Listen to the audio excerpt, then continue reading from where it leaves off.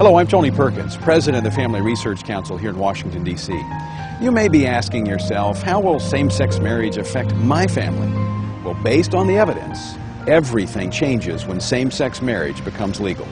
If it is legalized, then it must be taught as normal, acceptable, and moral behavior in every public school. Don't believe me? It's already happened in Massachusetts. That means public schools in every grade, even kindergarten, must teach your children to accept same-sex marriage. This really confuses children. David, appreciate you and Tanya inviting us to come into your home. I've been looking forward to sitting down and talking to you about this because I think this is such an important story, and I think parents need to know what's happening in our schools. The beginning of 2005, our son Jacob was going into kindergarten, and he came home with a diversity book bag. And in the diversity book bag was a book entitled Who's in a Family by Robert Scutch, and that introduces children to same-sex households. Now, wait a minute, let me be clear. Your son is in kindergarten. Yes. And he was given a book about homosexuality and marriage? Yes. What was your first reaction when you saw this? When I saw the book, I was quite upset that they would couch this as diversity and include it in a diversity book bag and not give me notification that they were going to be introducing this topic of homosexual relationships and homosexual behavior and to my young 5-year-old child. I was very upset. I have the book right here. Who's in a Family? It introduces children to such things as Clifford and her dad's partner, Henry. This is what they sent home with your 5-year-old? That's correct, Tony. After the diversity book bag came home, we realized that the intention of the administrators and teachers was to affirm these relationships and gay marriage in the minds of children. When we went into the school, what we requested is parental notification when these issues are brought up by adults within the school, and the option to opt our child out of this type of indoctrination.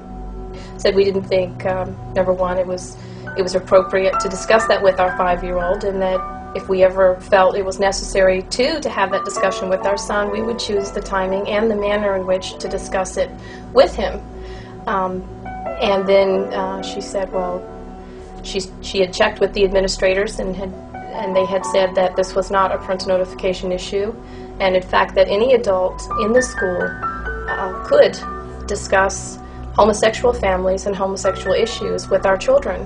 One of the reasons they give is they said same-sex marriage is legal in Massachusetts, therefore we can broach it anytime with your child. And when they are putting forward that it's equal, they're putting forward that it's a morally equal alternative and affirming it in the minds of children. Now, these are young, impressionable children, and they know very well that there are many parents that do not hold these beliefs. But irrespective of that, in an intolerant manner and in an aggressive manner, they are putting forward that we as parents do not even have the right to know what they're saying to our children. So when she would not acknowledge our parental rights in this area, we then went to our Judeo-Christian beliefs and our faith and said, well, you wish to affirm homosexuality to our son. You're presenting that which is sin as though it is not to our son, and we cannot allow that. And at that point she reiterated, this is not a parental notification issue.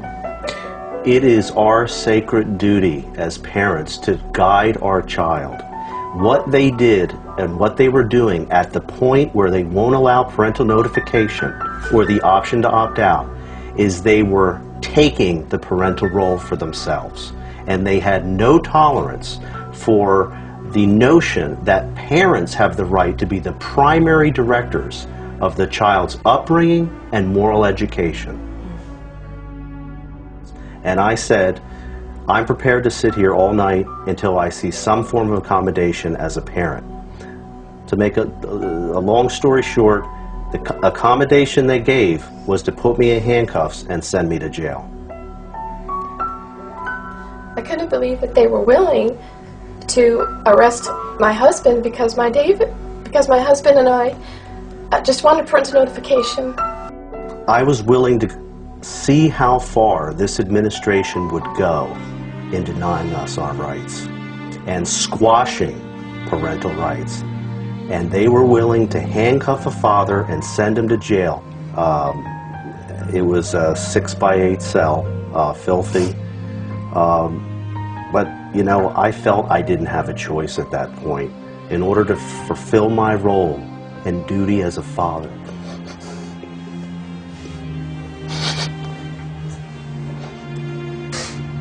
Parents need to stand their ground.